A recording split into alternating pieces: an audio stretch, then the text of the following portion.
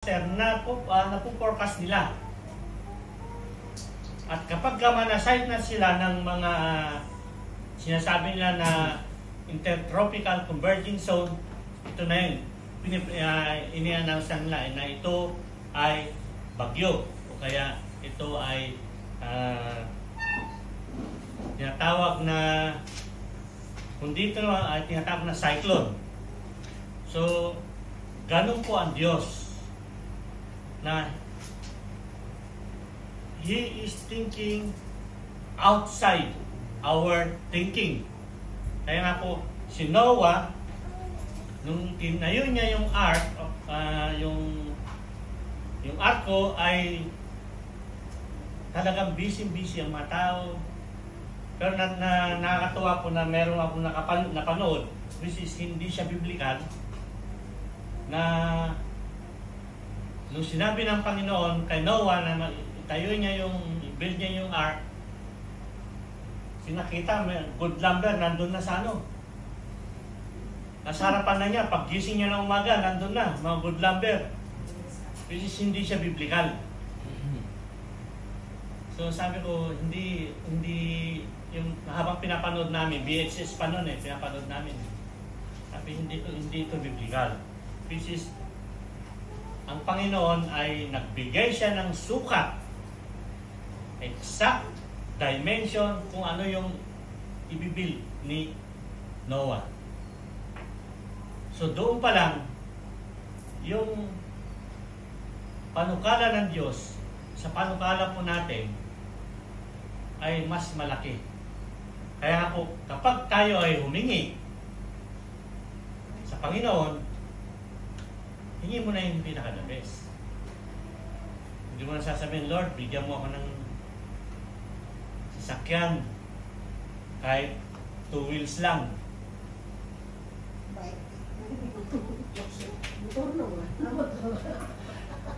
Hindi yung kalahati ng kotse, bisikleta. Laki naman yung bigay niya kasi big bike. Minsan ganun yung pero kapag humingi ka sa Panginoon kasi, be specific na kung ano yung nakikita mo na makakatulong sa'yo. Hindi naman yung hihingi ka na para ikaw ay maging mayabang. So, Lord, bigyan mo ako ng ganito, ng milyon-milyon para maging sikat ako sa mundo.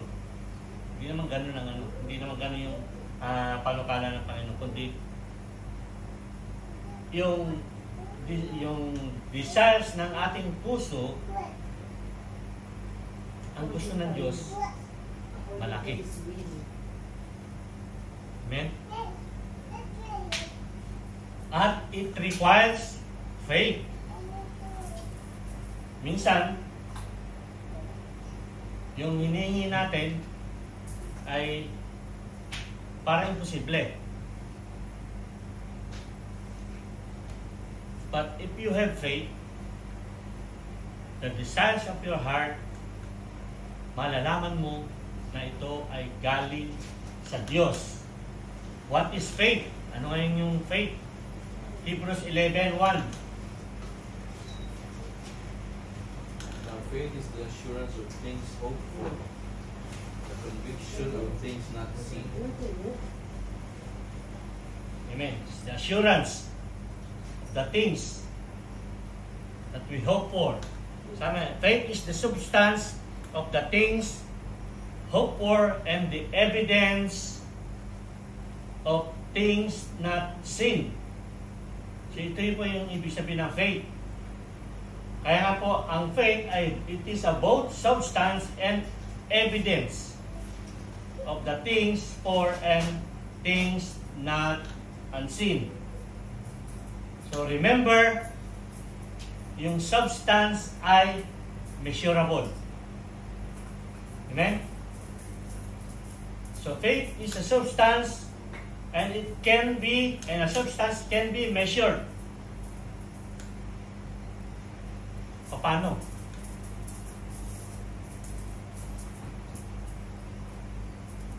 How do we measure faith?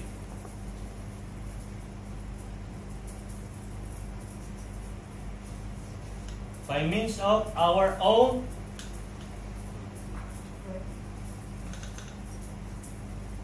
faithfulness. Romans 12:3. Tingnan po natin.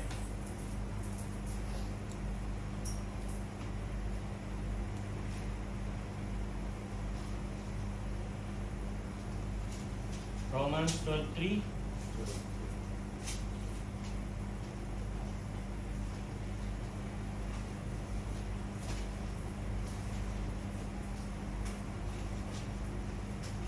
For by grace given to me, I say to everyone among you, ito po yun, Ah, not to think of himself more highly than he ought to think, but to think with sober judgment, each according to the measure of faith that God has assigned.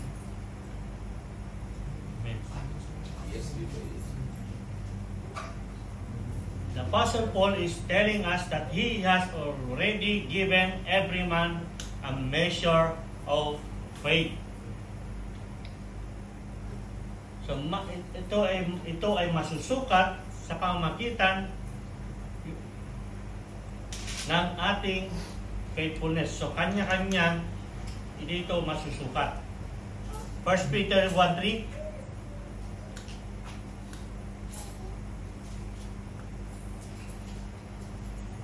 First Peter 1:3. Praise be to God and Father of our Lord Jesus Christ. In His great mercy, He has given us new birth into the living hope through the resurrection of Jesus Christ from the dead. 4, verse 4, and into the inheritance that can never perish, spoil or fade. This inheritance is kept in heaven for you. And In 1 Peter says, His divine power has given us all things that pertain to life and godliness. You've got all the faith you need. And we have to use it. So, ibinigay na sa atin ang Panginoon through His divine power para makita natin, ma-discern natin kung ano yung gusto ng Diyos. Yung bang ninanais natin ay galing sa Diyos. So, merong kaparaanan na binibigyan ng Diyos sa pamamagitan ng kanyang kapangyarihan at ito nga ay sa pamamagitan ng ating pananampalataya. Amen? So, may karagdagan kayo dito sa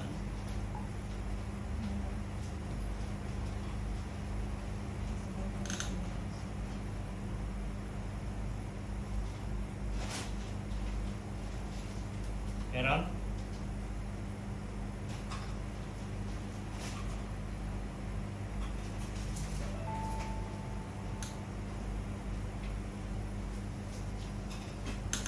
Kung wala po, tuloy po tayo. How do I know if the desires of my heart are from God? Number 3, it requires patience. Hebrews 6:12.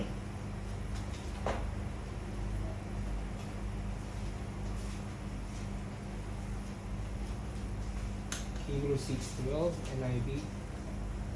We do not want you to become lazy, but to imitate those who through faith and patience inherit what has been promised. Amen. Sa New Living Translation, ito yung sabi nga, then you will not become spiritually dull and indifferent. Instead, you will follow the example of those who are going to inherit God's promises because of their faith and endurance. So, meron siyang kaakibat na pasensya. Ito bang desire ng aking puso ay talaga bang kalooban ng Panginoon?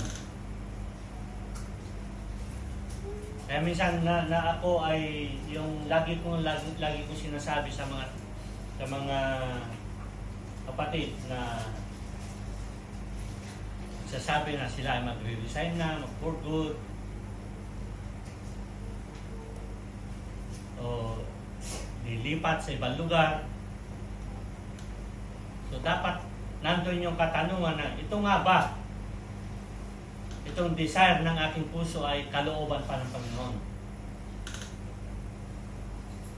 O baka naman ito ay dahil lang ikaw ay na-pressure, kaya ikaw ay lilipat na or pag-resign. Minsan ganun yung kaisipan ng tao na hindi, kalooban ng ito yung gusto ko na mangyari sa buhay ko. Pero ang tanong nga, ito ba ay galing sa Diyos? Kaya minsan kapag kayong pinangungunahan natin ang Diyos sa ating mga plano, kasi lahat naman tayo may plano sa buhay, di ba? Pero kung ito ay laging nakasangguin sa ating Panginoon, Lord, ito yung desire ng puso ko. Makapunta sa ibang lugar. Kalooban mo ba?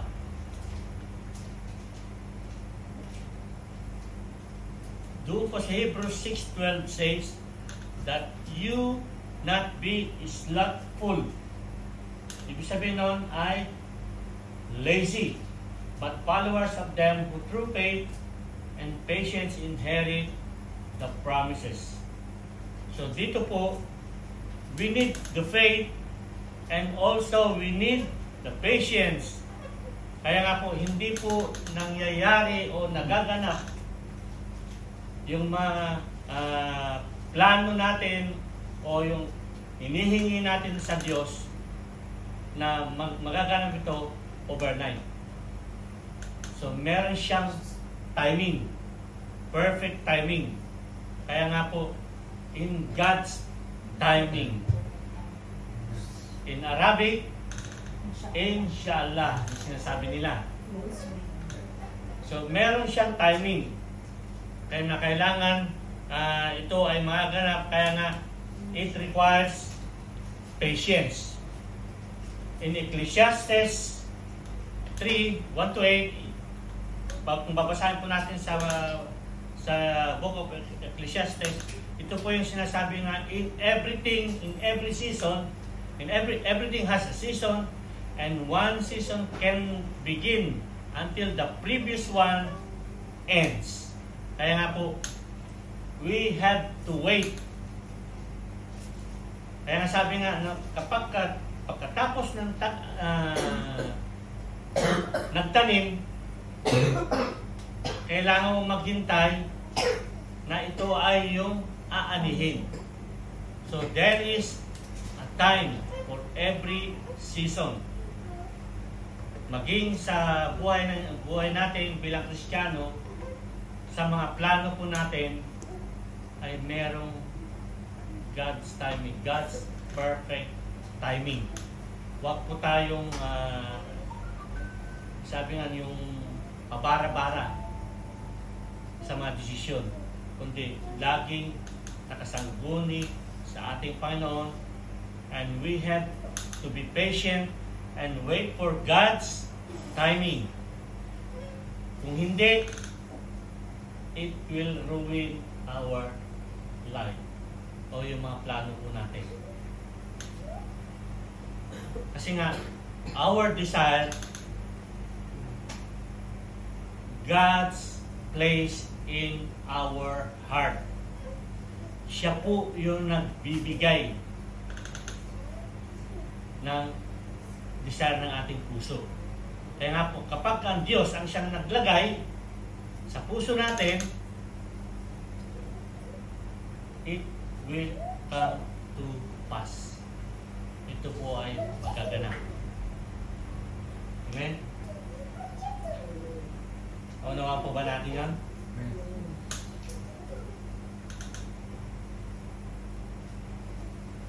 Pang-apat, it requires hard work.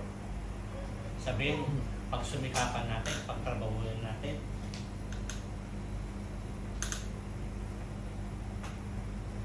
James 4. James chapter 2 verse 14 to 26. Basahin po natin. James chapter 2 verse 14 to 26. So, paikot po. 14, chapter 2, verse 14. Hanggang 26 tayo. Sige. Ako po muna. James chapter 2, verse 14. What good is it, my brothers, if someone says he has faith, but does not have works? Can that faith save him? 15. Suppose you see a brother or a sister who has no food or clothing, tuloy ko na sa 16, and you say goodbye and have a good day. Stay warm and eat well. But then you don't give that person any food or clothing. What does that do? 17. 17 NLT versions. So you see, faith by itself isn't enough unless it produces good deeds.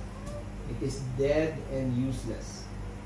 18. Now someone may argue, some people have faith, others have good deeds. But I say, how can you show me your faith if you don't have good deeds? I will show you my faith by my good deeds. 19. We believe that there is one God. Look, even the devils believe that, then sure. You foolish person, do you want evidence that faith without deeds is useless?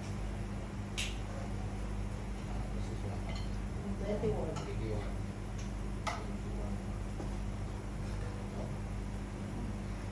Was not Abraham our father justified by works when he offered up his son Isaac on the altar? Do you see that faith was working together with works, and by works, faith was made perfect? 23. And so it happened, just as the scriptures say, Abraham believed God, and God counted him as righteous because of his faith. He was even called the friend of God. 24. So you see, we are shown to be right with God by what we do, not by faith alone. 25. In the same way, was not even Rahab, the prostitute, considered righteous for what she did when she gave lodging to the spies and sent them off in different directions. And 26. As the body without the spirit is dead, so faith without deeds is dead. Sabi nga dito, it requires hard work. Kaya nga po, isa lang yung sinasabi niya dito sa verse nito, sa verses 2 to 14 to 26, na kung saan kailangan nating makita, we should see over and over again that in this passage, faith without works is dead. So kailangan kapag sinasabi po natin na yung desire ng aking puso ay pagkakaloob ng Diyos, dahil kalooban niya na ako ay pangako niya na ako ay kanyang pagpapalain at meron akong hiningi sa kanya, ito ay pagkakaloob niya sa akin. So it requires patience, it requires faith, and it requires hard work. Ibig sabihin nun,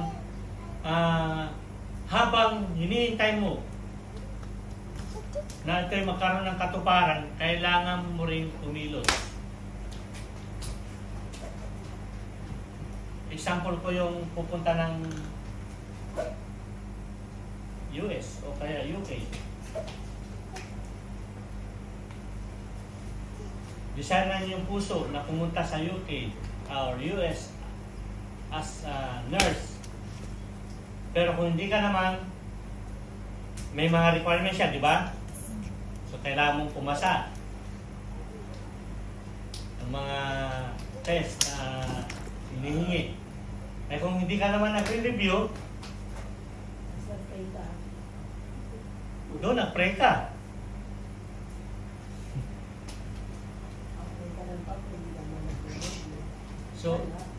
kapag ka hindi mo na-exercise yung faith mo, kaya nga, faith without works is dead. So, hindi siya magkakaroon ng katuparan. Although, desire ng iyong puso na mangyari ito, na ito yung plano mo na, binigyan mo na sa Diyos, sasabihin mo, napaka-smooth yung way, yung transition. Pero, bakit minsan hindi nagkakaroon ng katuparan? Dahil ba ang Diyos na yung desire natin na hindi galing sa Diyos o desire lamang natin? Or ibinigyan na ng Diyos yung desire ng yung puso sa'yo, binigyan ka na niya ng pagkakataon. In the first place, yung transition napakaganda, smooth, and then in the middle, bigla na stop. Kasi yung iba kasi minsan nakakalungkot, yung mga ibang Kristiyano. Pray sila na pray, talagang basindi, panalangin, sinasama na sa mga prayer requests, and then it come to pass, nangyari, nakapasa, and then dumating ngayon yung kailangan mo maghintay. Ito, unti-unti yung faith bumababa. Minsan ganun ang Kristiyano.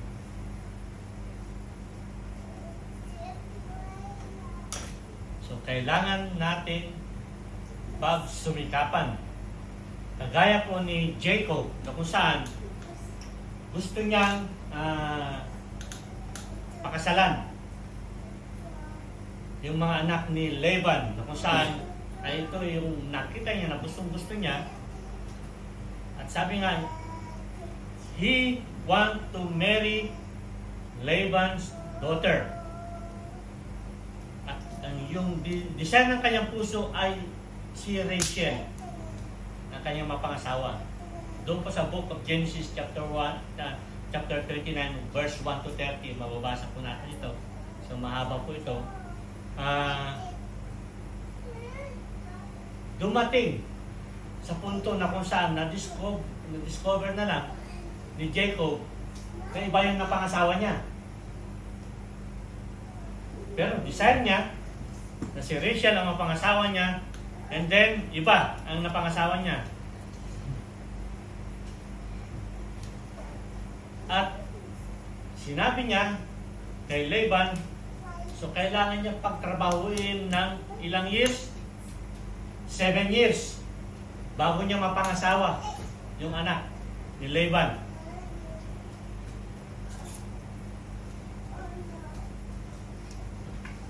Sino yung unang napangasawa niya? Na dinisip siya? Si Leah. Na ito yung kaugalian na kung saan kailangan mauna yung panganay na mag-asawa. Pero ang desire ni Jacob ay to marry Rachel. Pero in the end, napangasawa din niya kasi nga nagtrabaho siya. Nagkaroon siya ng persistent kung ano yung gusto ni Laban. Hindi siya nag-give up. Sabihin, 7 years, nagtrabaho siya, nagpagtrabaho, and then another 7 years. So tayo kaya, kapag meron tayong plano sa buhay, sabihin sa'yo ng Panginoon, 7 years ka pa rito.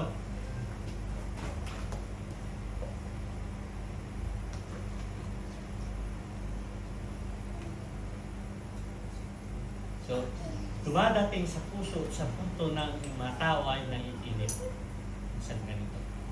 Or, mas gusto niya gagawa na ng kaparaanan yung shortcut. Kaya nga po, dito minsan, inilagay ng Diyos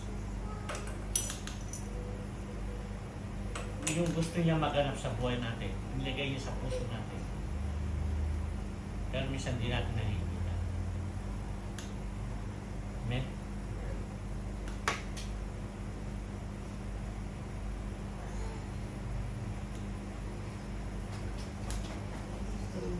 Last.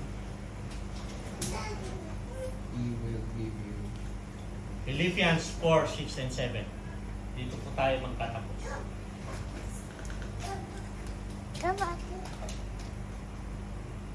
Philippians 4 verses 6 NLT. Don't worry about anything. Instead, pray about everything.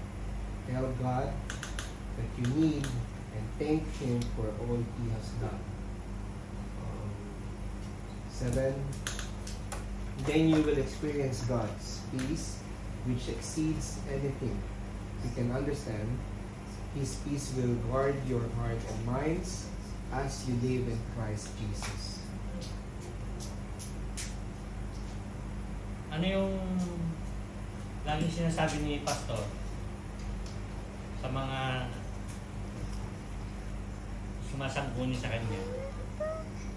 Yung na humingi ng payo sa kanya.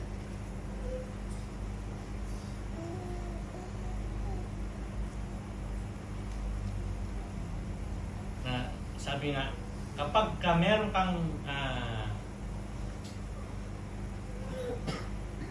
desire ng iyong puso, ito ay magkakaroon ng katuparan kung ito ay merong kapayapaan. There is peace that passes all understanding. Sabi nun, may plano ka na mag-for good o plano na nilagay ng Panginoon ang desire ng iyong puso ay ikaw ay maging full-time na minister niya or dahil ikaw ay